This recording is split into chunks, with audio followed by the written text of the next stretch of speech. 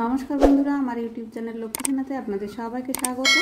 আজ আমি 2025 সালে দ্বিতীয় পর্যায়ক্রমিক মূল্যায়নের পঞ্চম শ্রেণীর পরিবেশ 9 নম্বর স্কুল কৃষ্ণনগর কলেজিয়েট স্কুল সমাধান করব। 1 পুরুলিয়া জেলা পশ্চিমবঙ্গের কোন অঞ্চলে অন্তর্গত? পুরুলিয়া জেলা পশ্চিমবঙ্গের পশ্চিমে মালভূমি অঞ্চলের অন্তর্গত। 2 বাঁকুড়ার চারিদিকে ড্যাশ গাছের জঙ্গল।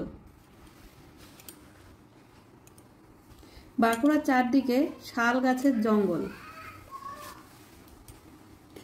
3 নিত্যবহ নদী ড্যাশ জলে পুষ্ট। নিত্যবহ নদী বরফ গলা জলে পুষ্ট। 4 বঙ্গভঙ্গের পরিকল্পনা করা হয়েছিল ড্যাশ সালে। বঙ্গভঙ্গের পরিকল্পনা করা হয়েছিল 1905 সালে। 5 সুন্দরবনের পশ্চিমবঙ্গের অংশটায় কটি দ্বীপ আছে? সুন্দরবনের পশ্চিমবঙ্গের অংশটায় 102টি দ্বীপ আছে। 6 কোন জেলায় কোথা থেকে মহানন্দার উৎপত্তি স্থল? দার্জিলিং জেলার ডাউহিল হল মহানন্দার উৎপত্তি স্থল। 7 দক্ষিণ দিনাজপুরের ভূমির সঙ্গে কোন অঞ্চলের ভূমির মিল আছে? দক্ষিণ দিনাজপুরের ভূমির সঙ্গে রাঢ় অঞ্চলের ভূমির মিল আছে। 8 ড্যাশ সাদা অর্কিডের জন্য বিখ্যাত। কালিম্পং সাদা অর্কিডের জন্য বিখ্যাত। 9 ড্যাশ হলো বক্সা অরণ্যের প্রবেশদ্বার। আলিপুরদুয়ার হলো বক্সা অরণ্যের প্রবেশদ্বার। 10 বীরভূম জেলায় কোথায় তাপবিদ্যুৎ কেন্দ্র আছে? বীরভূম জেলায় বক্রেশ্বরে তাপবিদ্যুৎ কেন্দ্র আছে।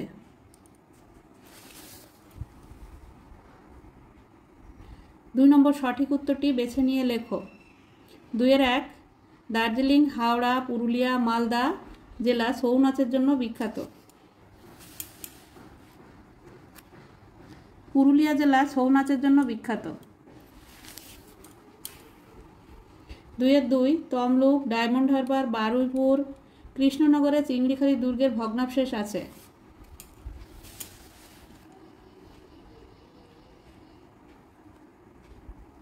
ডায়মন্ড হারবারে চিংড়িখালি দুর্গের ভগ্নাবশেষ আছে।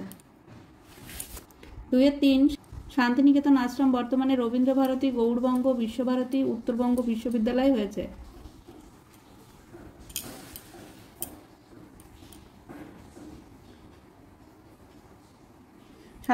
শান্তিনিকেতন আশ্রম বর্তমানে বিশ্বভারতী বিশ্ববিদ্যালয় হয়েছে। 4 নদিয়া জেলার কল্যাণী, কৃষ্ণনগর, তেহট্ট, রানাঘাট একটি পরিকল্পিত শহর।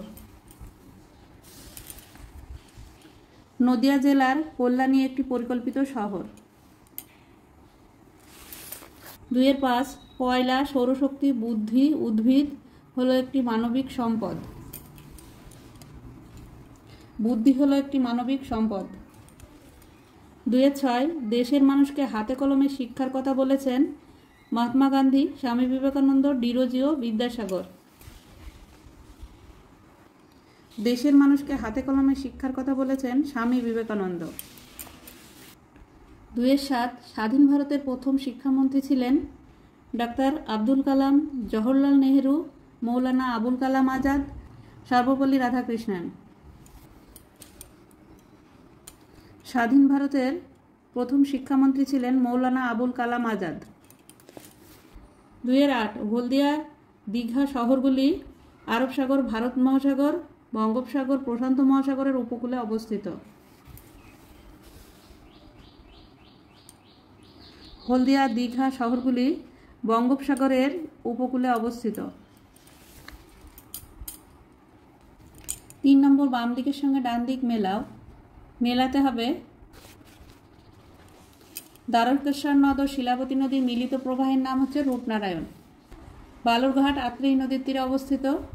মেদিনীপুর কংসাবতী কেলেঘাই ও কংসাবতী নদীর মিলিত প্রবাহের নাম হলদি নদী। আরামবাগ দ্বারকেশ্বর নদের তীরে অবস্থিত। নবদ্বীপ ভাগীরথী ও হুগলি নদীর মিলনস্থল। 4 নম্বর সত্য অথবা মিথ্যা লেখো। 4-1 1960-এর দশকে ব্রিটিশরা বক্সা দুর্গ দখল করে। 1960-এর দশকে ব্রিটিশরা বক্সা দুর্গ দখল করে, এটি মিথ্যা। 4-2 রায়গঞ্জে কুলিক পাখিরালয় রয়েছে, এটা সত্য। মহানন্দার পশ্চিম দিককে দুভাগে ভাগ করেছে সংকোষ নদী, মিথ্যা। নদিয়া জেলা থেকে দক্ষিণের অংশটাই হলো দক্ষিণবঙ্গ, মিথ্যা। রাজা রামমোহন রায়ের উদ্যোগে সতীদাহ প্রথা বন্ধ হয়, এটা সত্য। জওহরলাল নেহরুর জন্মদিন শিক্ষক দিবস রূপে পালিত হয়, মিথ্যা। 5 নম্বর নিচের প্রশ্নগুলির অতি সংক্ষিপ্ত উত্তর দাও। 5-1 ডিভিসি তৈরির উদ্দেশ্য কী ছিল? 5-1 ডিভিসি তৈরির উদ্দেশ্য ছিল বন্যা বন্ধ করা। 5-2 জিওল মাছ কি, উদাহরণ দাও।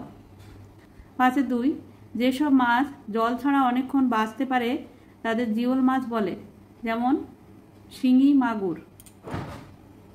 5-3 স্কোয়াশ কি?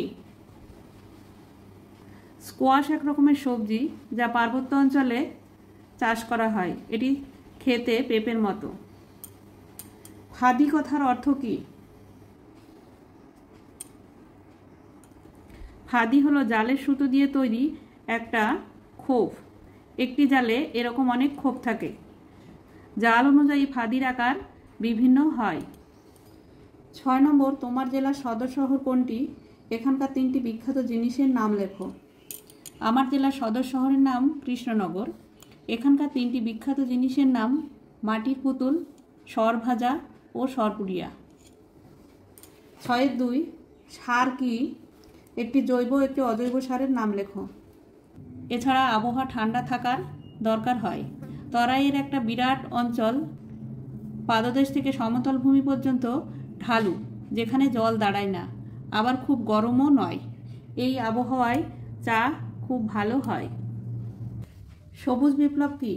সবুজ বিপ্লব ঘটানোর জন্য কি কি পদক্ষেপ গ্রহণ করা হয়েছিল? সবুজ বিপ্লবের কুফলগুলি লেখো। সবুজ বিপ্লব 1966 সালে 2 বছরে 4 গুণ হয়ে যায় চালের দাম। 1 টাকা 4 আনার চাল হয়ে যায় 5 টাকা কিলো। লোক বেশি কিন্তু ফসল কম। তারপর আসে নতুন বীজ ধান, সার, পোকা মারার ওষুধ, ডিপ টিউবওয়েল বসলো।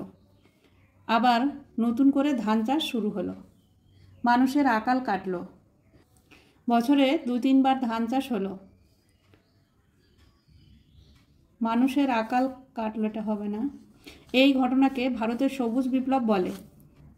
টিউবওয়েল বসানো হলো, নতুন বীজ এলো, নতুন নতুন সার, পোকা মারার নতুন নতুন বিষ এলো ইত্যাদি পদক্ষেপ গ্রহণ করা হয়েছিল।